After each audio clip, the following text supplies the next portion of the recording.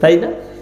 আমি অবাক হয়, বিয়ে পড়াতে গেছি, দেখছি 2টো গিলাসে শরবত এনেছে, আবার পান আছে। আপনাদের দেশে হয়? হ্যাঁ, নিয়ে এসে বলে একটু লাও, পানটা একটু কাটো, ঝাঁটা জুতো খাবে। ওটা কোথায় পেলে? ওটা তো অমুসলিমদের আদর্শ। ওটাতে কি হবে? ভালোবাসা বাড়বে?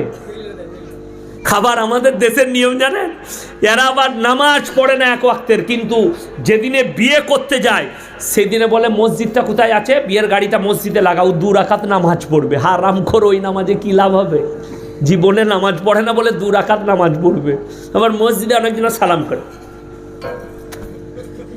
ঢুকে 2 রাকাত নামাজ পড়লে ও কি যে নামাজ পড়ে তা আল্লাহ জানে।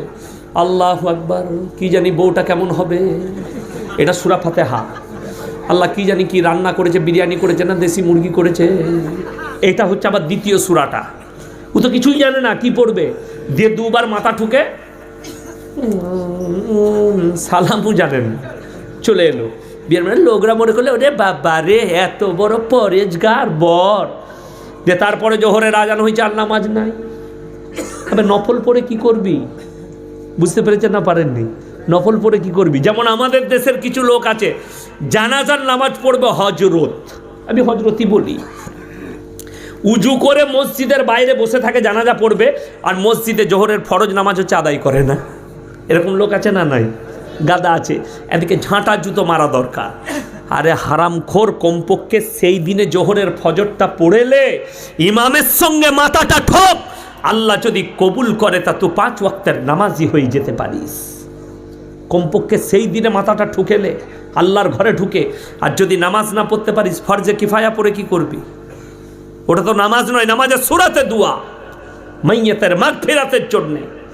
আসল নামাজ তো এইটা, আল্লাহর ইবাদত। দোয়া দরুদ জানি না, কমপক্ষে মাথাটা ঠোক। আমার এলাকায় আমি জানাজা পড়াতে গেছি, একজন বলছে হুজুর একটু জানাজার নামাজের নিয়তটা বলবে তো? আমি বললাম তুই মাঠের বাইরে যা, তোকে জানাজা পড়তে হবে না। দিয়ে আমি বললাম তুমি দোয়াটা বলো তো জানাজার নামাজের। বলে হুজুর মুখস্থ নাই। আমি ঝাঁটা দেখেছিস? ও নিয়ত নিয়ে মারামারি করছে আর দোয়া মুখস্থ নাই। নিয়ত আবার কি? আল্লাহ জানাজার নামাজের নিয়ত করছি, ও আস্তে আল্লাহর মুখ আমার কাবা শরীফের দিকে, 4 তাকবীর বিশিষ্ট ফরজে কিফায়া, আল্লাহু আকবার। আবার কি? কিন্তু দোয়াটা বলে দোয়াটা জানি না, মুখস্থ বলে করি নাই। আর আমি বলেছি 100টা লোক থাকলে 80 জন দোয়া জানে না। ঠিক বলছি না ভুল বলছি? 80 জন দোয়া জানে না, নামাজি ছাড়া। বড় কষ্ট হয়, দুঃখ লাগে। আমার নবীজি বললেন যে তোমরা 5 ওয়াক্তের নামাজি হও, জীবনে তোমাদের রুজিতে কমি আসবে না। জোরে বলুন সুবহানাল্লাহ। যারা দিনের পথে থাকে, আল্লাহর রাস্তায় থাকবে, আল্লাহ তাদের রুজিতে কোনোদিন কমি দিবে না। জোরে বলুন সুবহানাল্লাহ। ওই জন্যে কোরআনে আছে ওয়ামিম্মা রাযাকনাহুম ইউনফিকুন।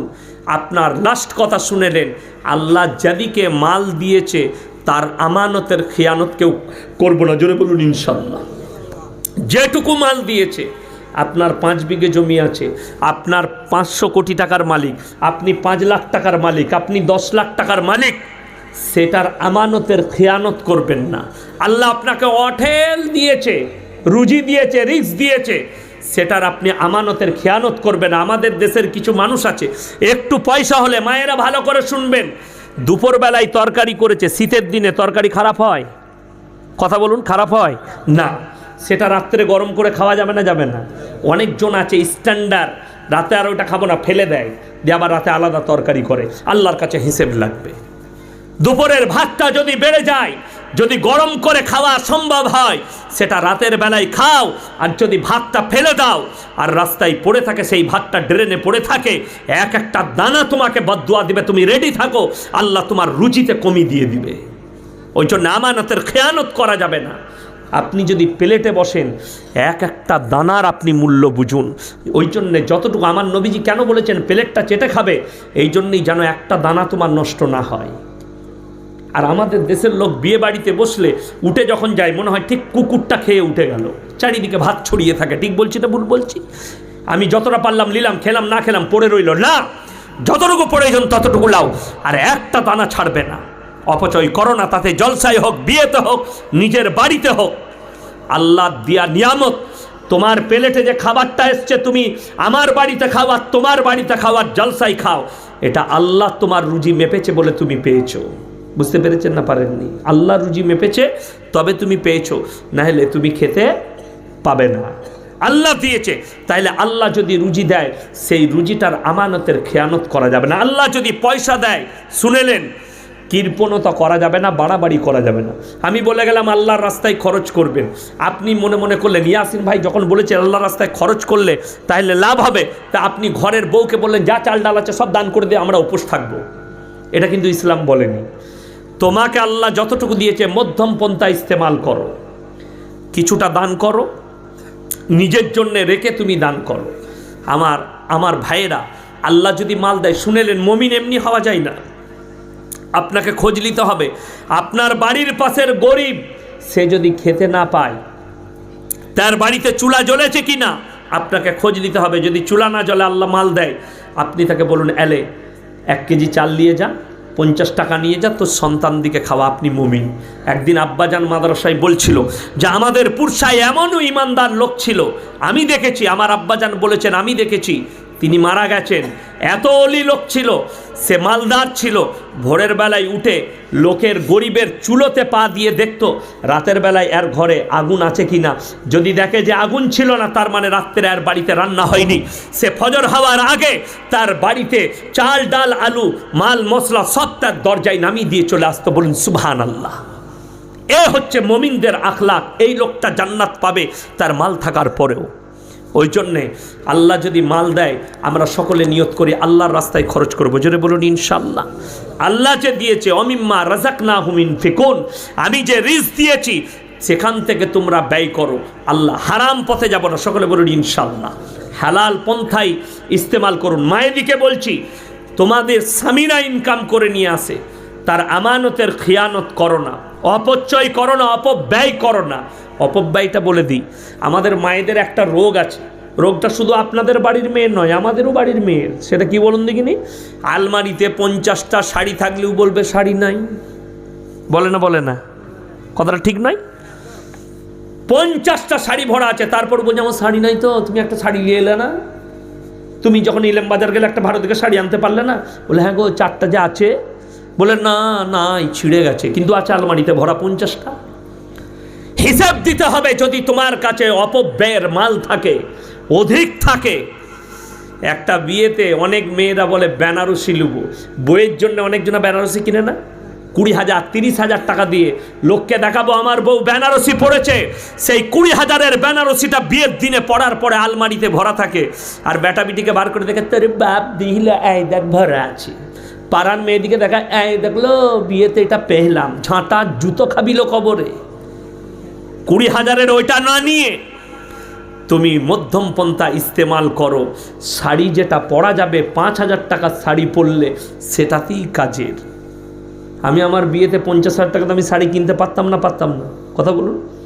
আমি জানেন স্ত্রীকে পরার মতো সব থেকে যে দামি শাড়িটা দিলাম সেটার দাম ছিল 1,500 টাকা। কত বললাম? 1,500। সবসময় পরতে পারে, এখনো পরতে পারবে, কিন্তু তারপরও ভরে রেখে দিয়েছে। আমি এটা লোককে দান করে দাও। বলে না বিয়ের শাড়ি তাই দান করে, কবরে নিয়ে যাবে। ওটা কবরে নিয়ে যেতে পারবে না, না কবরে নিয়ে যাওয়া যাবে না, ওটা বড় কষ্ট হয়। আমার মায়েরা, যদি অপচয় করার মতো মাল ভরা থাকে সেটা গরিবকে দান করে দাও। যার শাড়ি নাই তার কাছে পৌঁছে দাও, যার পোশাক নাই, আমার নবীজি বলেছেন বস্ত্রহীন হলে বস্ত্র দাও, ক্ষুধার্ত হলে খাবার দাও, বিপদে পড়লে তার পাশে দাঁড়াও। এটাই হচ্ছে আমার নবীজির আখলাক এবং চরিত্র।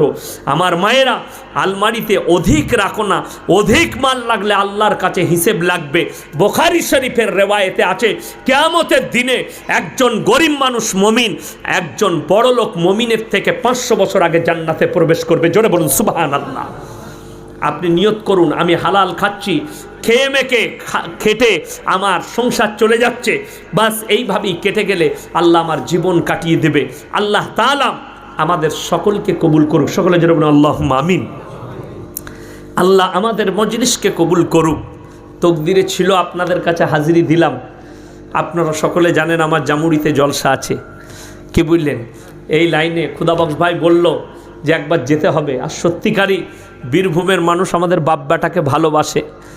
যতই লোকরা বলে এই পাথর চাবড়ির বিরুদ্ধের লোক, কি বুঝলেন, বলে না, আমি সত্যিকারই আপনাদেরকে লাস্ট কথা বলে যাই, আমি পাথর চাবড়ির বিরুদ্ধে নয়, যারা পাথর চাবড়ির অপব্যবহার করছে আমি তাদের বিরুদ্ধে। আমি আল্লাহর অলির বিরুদ্ধে নয়, আমি তোমার সিস্টেমের বিরুদ্ধে। তুমি অলির কবরের পাশে গাঁজা খাবে এটা আমি মেনে নিতে পারবো না, তাই না? আমার বাপের কবরের পাশে গাঁজার আসর চলে না। অনেকজন বলছে ওখানে কেউ যদি কিছু করে তা আমরা কিসের দায়ী? আমি প্রতিবাদ করব না? কেউ গাঁজা খাবে প্রতিবাদ করব না? অলির কবরে কেন করবে? সেখানে যে ইমাম আছে সে প্রতিবাদ করে না, মেয়েরা কেন প্রবেশ করবে? আর শুনেলেন আলা হজরত নিজের ফতোয়ায়ে রিজবিয়ায় লিখেছে কোনো মেয়ে, আমাদের কোনো দেওবন্দি মৌলবি লেখেনি। যদি বলে দেওবন্দি মৌলবি লিখেছে, বলে ও তো আশরাফ আলী থানভী কাফের বলে দিবে এই দেওবন্দি মৌলবি কাফের, কাসেম সাহেব নানদবি কাফের বলে দিবে তুমি। ওই জন্য দেওবন্দি মৌলবি লেখেনি। আলা হজরত আহমদ রাজা খান ফতোয়ায়ে রিজবিয়া খণ্ড নম্বর 24 লিখেছেন যে কোনো মেয়ে যদি মনে মনে যাওয়া তো দূরের কথা, রওজা থানে যাওয়ার নিয়ত পর্যন্ত করে লাই, ওটাও হারাম। যাওয়া তো দূরের কথা। কেন? আমি একটা কথা আমার মায়ের দিকে বুঝিয়ে যাব, স্ত্রীর কাছে স্বামীর হক বেশি না ইয়াসিনের হক বেশি? আমি ধরে নেন পীর, আমার হক আপনাদের স্ত্রীর কাছে বেশি না আপনাদের? কথা বলুন, হ্যাঁ না? কার হক বেশি? স্বামীর হক। তাহলে স্বামী মরে গেলে আমাদের সমাজে স্ত্রীরা কবরস্থানে যায়, তো আপনার খাটের সাথে যাবে? যেতে পাবে? আপনি বলবেন না জায়েজ, মৌলবীরা বলবে হারাম, যাওয়া যাবে না। বাপ মরে গেলে বিটি যেতে পাবে না। ইয়াসিন মরে গেছে, আমার কবরে কেমন করে আপনার স্ত্রী যেতে পাবে? আপনি পাথর চাবড়ির ওপর দিয়ে পেরিয়ে যাচ্ছেন, আল্লাহর অলির কবর জিয়ারত করুন। আপনি খুষ্টিগিরির ওপর দিয়ে পেরিয়ে যাচ্ছেন, আল্লাহর অলির কবর জিয়ারত করুন, কেউ নিষেধ করেনি। কিন্তু আপনি নিজের বাপের কবর চিনেন না, যে তোমার সব থেকে প্রথম পীর, ভালো পীর, যার খিদমত করলে জান্নাত পাবে। তুমি সেই বাপের কবর জিয়ারত করো না, তুমি বলছো আমি আজমির যাব জিয়ারত করতে। তুমি ঝাঁটা খাবে না জুতো খাবে? এটার বিরুদ্ধে আমি। ওই জন্যে আমি কোনো পীরের বিরুদ্ধে নয়। আপনারা হয়তো জানেন না, আমার বাপ নিজে পীর, জানেন না আপনারা? জানেন না? আপনারা জানেন না? হজরত মুফতি ইউসুফ সাহেবের খলিফা আমার আব্বাজান, কি বললেন? আমি তার ছেলে। আমি একদিন আমার আব্বাজানকে জিজ্ঞেস করছি, আপনি যে খেলাপতি পেলেন তো লোককে বলছেন না যে আমি পীর হয়েছি? বলছে পীরদের অবস্থা দেখে ভয় আর আমি বলিনি। কি বুঝলেন? যা অবস্থা আর কি আমাদের দেশের পীরদের। আমাদের দেশে রাগ করবেন না, আমাদের দেশের পশ্চিমবাংলার পীররা, তোরা নিয়ে আয় আমরা খাবো, আর তোরা আমাদের কাছে কিছু পাবি না। আর আপনার চলুন উত্তরপ্রদেশের দেওবান, লখনৌ, দিল্লি, বোম্বাইয়ের পীরদের কাছে, তাদের খানকায় গেলে, তাদের কাছে গেলে প্রথমে বলবে আইয়ে बैठिए, थोड़ा मेहमान को नाश्ता करे। আমি আর আমার আব্বাজান একসাথে লখনৌ জলসা করতে গিয়েছিলাম, চলে গেলাম নাদওয়াতুল উলামায়, সেখানে মৌলানা রাবে হোসেন সাহেব, তিনার কাছে গেলাম, তিনার খানকায় গেলাম, বড় বুজুর্গ আল্লাহওয়ালা লোক। যাওয়া মাত্র মুলাকাত করলাম, বললে ভাই बैठ जाओ।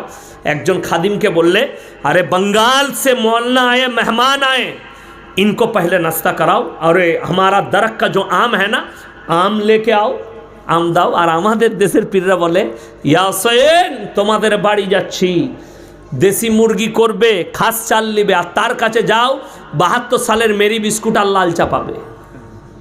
এই হচ্ছে আমাদের দেশের পীরের অবস্থা। রাগ করবেন না, আমি বাস্তব। ওই জন্য আব্বাজানকে বলছিলাম, আপনি বললেন না লোককে, বীরভূমের লোক তো এত ভালোবাসা, আপনি বললেন না যে আমি পীর হয়েছি বলে? আমি ভয়ে বলিনি, কি বুঝলেন? যা অবস্থা। আল্লাহ তাআলা হেফাজত করুক আমাদিকে, আমাদের সমাজকে হেফাজত করুক। শুনেলেন, হক্কানি আলেম, হক্কানি পীর চিনতে শিখুন। হক্কানি, আমি কোনো হক্কানি পীরের বিরুদ্ধে লয়। যে পীর নামাজ পড়বে, যে পীর মানুষকে ভালো কথা বলবে, যে মৌলবি ভালো কথা বলবে। আপনি কি মনে হচ্ছেন আমরা মৌলবিরা রেহাই পাবো? কোরআনে আছে ফালানাস আলান্নাল্লাযীনা উরসিলা ইলাইহিম ওয়ালানাস আলান্নাল মুরসালিন। আমি তো নবী পয়গম্বর থেকেও কিয়ামতের দিনে দাঁড় করাবো, তাদের কমকেও দাঁড় করাবো। তাহলে বেটা মৌলবি কি করে ছাড় পাবে? বুঝতে পারছেন না? আল্লাহ নবীকেও দাঁড় করাবেন, তার কমকেও দাঁড় করাবে, আপনাকে দাঁড় করাবে, আল্লাহর রসুলকে দাঁড় করানো হবে, প্রত্যেকটা পয়গম্বরকে দাঁড় করাবো, তাদের কমকে দাঁড় করাবো। তুমি কেমন দাওয়াত দিয়েছিলে, তোমরা কিভাবে গ্রহণ করেছো? আল্লাহ মৌলবিদিকেও দাঁড় করাবে, পীরকেও দাঁড় করাবে, তার মুরিদকেও দাঁড় করাবে। বলো তোমরা কি বলেছিলে আমার কবরে সিজদা করবে। তোমরা কি বলেছিলে মেয়েরা আসবে? তোমরা কি বলেছিলে সাই চিন্নি দিবে? তারা যখন বলবে আল্লাহ এই কথা তো আমরা বলতে পারি না, আল্লাহ বেহতার জানে না, জানে না? আল্লাহ আলিমুল গাইব না গাইব লয়? গাইব, সব জানেন। তখন তো আপনি পাকড়াও হয়ে যাবেন। আপনার পীর সাক্ষী দিয়ে দিবে আমি এদিকে এসব করতে বলিনি, এরা করেছিল। তখন তুমি জাহান্নামে যাবে। তখন তোমার অবস্থা কি হবে? তাই আল্লাহ তাআলা আমাদের সকলকে হেফাজত করুক। জোরে বলুন আল্লাহুম্মা আমিন। আল্লাহ তাআলা আমাদের আজকের এই প্রোগ্রামকে আল্লাহ কবুল করুক, দোয়ার মজলিসকে কবুল করুক। যে সমস্ত ভাই বোন মা বোন আমরা এসছি, আমাদের সকলকে আল্লাহ কবুল করুক। আমার ভাই সকলে দরুদ শরীফ পড়ুন। আল্লাহুম্মা সাল্লি আলা মুহাম্মাদি ওয়া আলা আলি মুহাম্মদ কামা সাল্লাইতা আলা ইব্রাহিমা ওয়া আলা আলি ইব্রাহিম ইন্নাকা হামিদুম মাজিদ। আল্লাহুম্মা বারিক আলা মুহাম্মাদি ওয়া আলা আলি মুহাম্মদ কামা বারাকতা আলা ইব্রাহিমা ওয়া আলা আলি ইব্রাহিম ইন্নাকা হামিদুম মাজিদ। আমার ভাই, আমি দোয়ার আগে একটা আপনাদের কাছে ছোট্ট আবেদন। আমাদের মাদ্রাসায় বর্তমান 150 ছাত্র থাকে। এই লকডাউনের কারণে এখন 70টা ছাত্র রেখেছি। কিছু ছাত্র ওয়েটিংয়ে আছে, আমরা ক্লাস সব খুলতে পারিনি।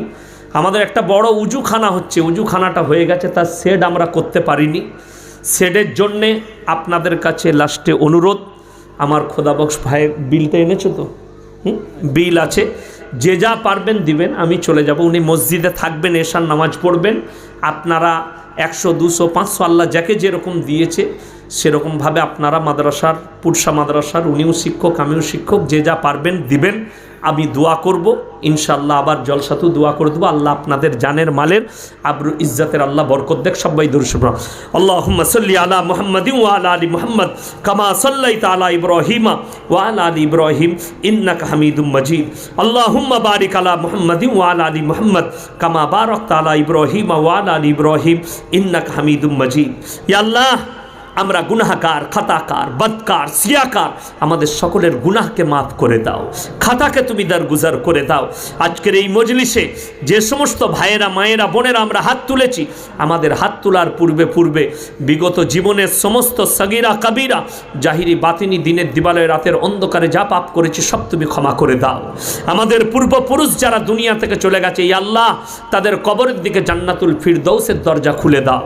ইয়া আল্লাহ, যে নেক উদ্দেশ্য নিয়ে আজকের এই প্রোগ্রামকে রাখা হয়েছে, ইয়া আল্লাহ তুমি মনের নেক জায়েজ তামান্নাকে পূরণ করে দাও। ইয়া আল্লাহ, এই ভাইয়ের জানের মালের আবরু ইজ্জতের বরকত দাও। আমাদের সকলের জানের মালের আবরু ইজ্জতের তুমি হেফাজত করো। ইয়া আল্লাহ, আমরা যখন দুনিয়া থেকে যাব যেন কালমার সাথে যেতে পারি। ইয়া আল্লাহ, ইমানের সাথে যেন যেতে পারি, সে তৌফিক তুমি দান করো। আমরা তো বড় অসহায়, দুর্বল, ভিখারির মতো হাত তুলেছি। ইয়া আল্লাহ, কিয়ামতের দিনে পুলসি রাতের উপরে তুমি আমাদেরকে বিদ্যুতের গতিতে পার করে দিও, তোমার আরশের ছায়াতে একটু জায়গা দিও। ইয়া আল্লাহ, আমাদের মধ্যে থেকে যিনারা অসুস্থ আছেন তেনাদিকে শিফায়ে আমিলা দাইমা মুস্তাফিলা দান করো। ইয়া আল্লাহ, আরোগ্য দান করো। যে ওষুধ খেলে ভালো হবে সে ওষুধের কাছে পৌঁছে দাও, যে ডাক্তারের কাছে গেলে ভালো হবে সে ডাক্তারের কাছে পৌঁছে দাও। ইয়া আল্লাহ, আমরা তো বড় দুর্বল। ইয়া আল্লাহ, জানি না আপনি কাকে ভালোবাসেন। ইয়া আল্লাহ, যে সমস্ত ভাইয়েরা মায়েরা আমাদের পুরসা মাদ্রাসার জন্য মনে মনে নিয়ত করেছেন কিছু দেবো, তিনাদিকেও কবুল করলেন। যিনারা করতে পারেননি তিনাদিকেও কবুল করে নাও। ইয়া আল্লাহ, তুমি যাকে পছন্দ করো, কত উলামায়ে দ্বীন হাত তুলেছেন, কত মাসুম হাত তুলেছে, কত মা বোন, কত ভাই, কত নওজওয়ান। ইয়া আল্লাহ, তুমি যার হাত তোলাকে পছন্দ করো তার মুখের দিকে তাকিয়ে আমাদের এই দোয়াকে কবুল করে নাও। ইয়া আল্লাহ, আমাদের এই টুটিপুটি দোয়াকে হুজুর পাক সাল্লাল্লাহু আলাইহি সাল্লামের সাদকে তুমি পেলে কবুল করে নাও। রব্বানা হাবলানা মিন আজওয়াজিনা ওয়া যুররিয়াতিনা কুররাতা আয়ুন ওয়াজআলনা লিল মুত্তাকিনা ইমামা। রব্বানা ওয়ালা তুহাম্মিলনা মা লা তাকাত লানা বিহি ওয়াফু আন্না ওয়াগফির লানা ওয়ারহামনা আনতা মাওলানা ফানসুরনা আলাল কওমিল কাফিরিন। ওয়া সাল্লাল্লাহু তাআলা আলা খায়রি খালকিহি মুহাম্মাদিন ওয়া আলিহি ওয়া আসহাবিহি আজমাইন বিরহমাতিকা ইয়া আরহামার রাহিমিন। আসসালামু আলাইকুম।